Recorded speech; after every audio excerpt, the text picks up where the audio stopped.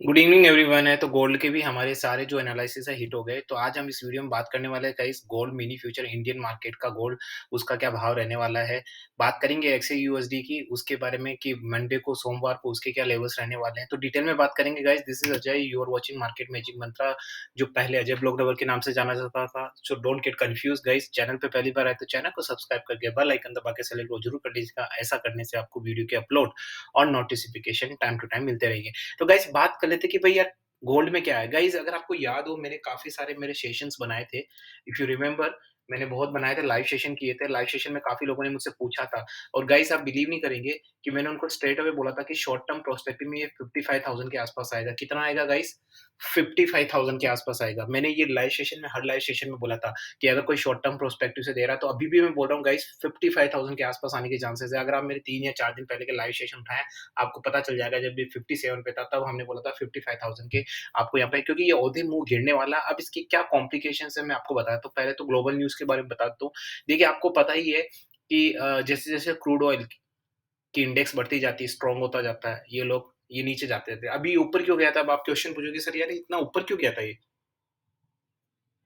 एकदम से इतना भागा क्यों था? उसका रीज़न देखो, मैंने लाइव सेशन में और जो मेरे जो जो मेरे प्रिय सब्सक्राइबर्स हैं, जो मेरे चैनल की मार्केटिंग करते हैं, उनको बता चुका हूँ गाइज़ कि क्यों हुआ था ये। इसका रीज़न सिंपल सा था गाइज़। मैंने पहले भी बोला था कि हमेशा कोई भी मुद्रा होती है किसी कंट्री की, उस मुद्रा की वारंटी कुछ न कुछ लेते हैं। सदियों से चला आ रहा है कि आरबीआई में हम जो भी आरबीआई की जो नोट छपते हैं, उनके एवज़ में गोल्ड रखा जाता है। वो उनकी एक तरीके से वारंटी होती है गोल्ड।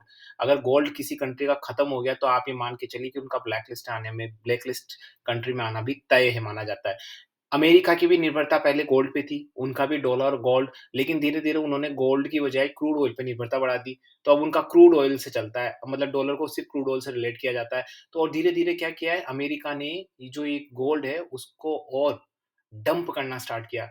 हर जब भी फेड हाइक होती है गाइज़, आप देखेंगे कि उसको इतना डंप होता है और वो डंप होने से क्या है, एशियन मार्केट में उसका अच्छा खासा दबदबा बन गया। तो एशियन मार्केट ने भर-भर के खरीदा है।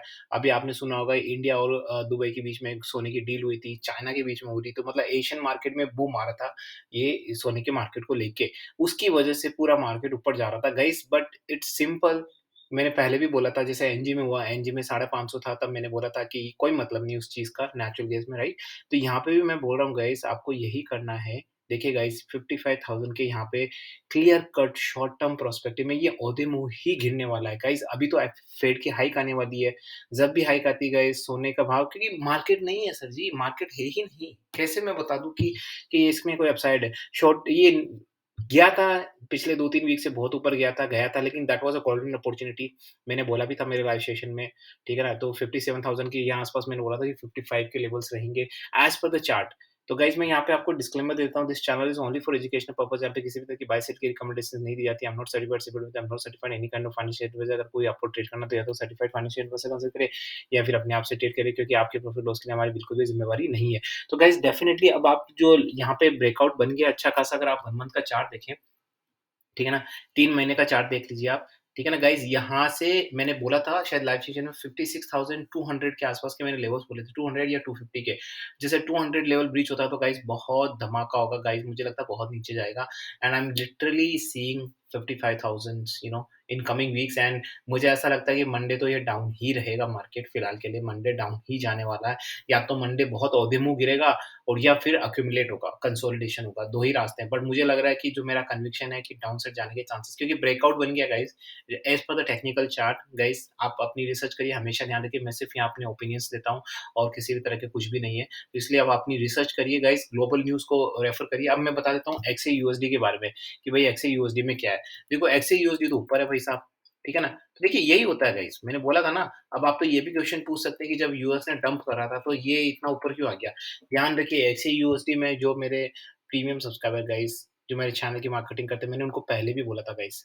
डेफ़िनिटली मैंने क्लियर कट बोला था कि एक्सए-यूएसडी है ना, ये नीचे ही जाने वाला है। वो जो डंप करने के बाद भी ऊपर जा रहा था, लोग मुझसे क्वेश्चन कर रहे थे कि भई अमेरिका ने तो डंप करा, भई अमेरिका को तो भई गई मार्केट अपने हिसाब से चलता है गाइज़। ऐसा नहीं है कि इंडिया का मार्केट नीचे जाएगा, अमेरिका का मार्केट ऊपर जाएगा। गाइज़ बिल्कुल नीचे जाएगा ये मार्केट, थोड़ा बहुत फ्लक्चुएशन हो सकता है, in a short term perspective they will be equal, तो यहाँ पे मैंने पहले भी बोला था कि आपको मुझे 1750 के लेवल शॉर्ट टर्म पर्सपेक्टिव में आते हुए दिख रहे हैं। अभी भी बोल रहा हूँ, हालाँकि ये अब गया है, लेकिन मैं अभी भी बोल रहा हूँ कि 1750 के लेवल्स मुझे यहाँ आते हुए दिख रहे हैं। अब मैं आपको चार्ट बता देता हूँ, ये तो मेरा कन्विक्शन है, ठीक है ना? चार्ट देख लीजिए आप 3 महीने का।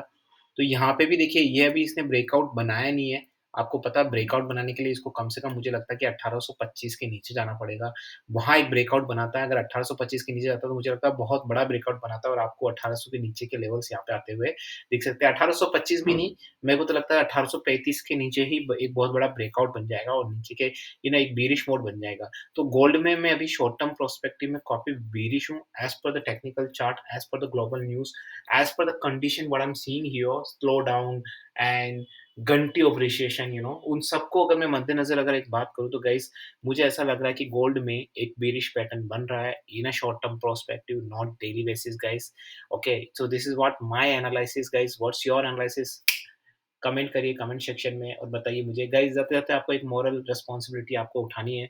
कोई भी एक यूट्यूब सब्सक्राइबर या कोई भी यूट्यूब का प्लेटफ़ॉर्म का यूज़ कर रहा है तो गाइस ध्यान रखिए, इस चीज़ को स्प्रेड करें कि कभी भी कोई भी unauthentic news related to market कभी स्प्रेड ना करें गाइस। ध्यान रखिए, आजकल मार्केट में टेलीग्राम, व्हाट्सएप पे न जाने क्या-क्या न्यूज़ आती रहती है ऊट-पटांग, जिसको हम बिना जाँचे-परखे आगे फॉरवर्ड कर देते हैं। सो गाइस, दो ये आपको नहीं करना है। This is not right, okay? ना तो आपके लिए राइट है, ना जिसको आप फॉरवर्ड कर रहे हो उसके लिए राइट है। इसलिए हमेशा चीज़ों को परखें, जाँचें, ऑथेंटिकेट करिए। उसके बाद जब आपको लगे कि हाँ भाई, सब कुछ सही है, तब फॉरवर्ड करिए ना। कोई ज़रूरी थोड़ी कि आपके पास जो सारी इन्फॉर्मेशन है उसको फॉरवर्ड करना है। Okay guys, so take this moral responsibility because it will help the retail investors guys. Okay, with this nice full thought, this is Ajay and signing off.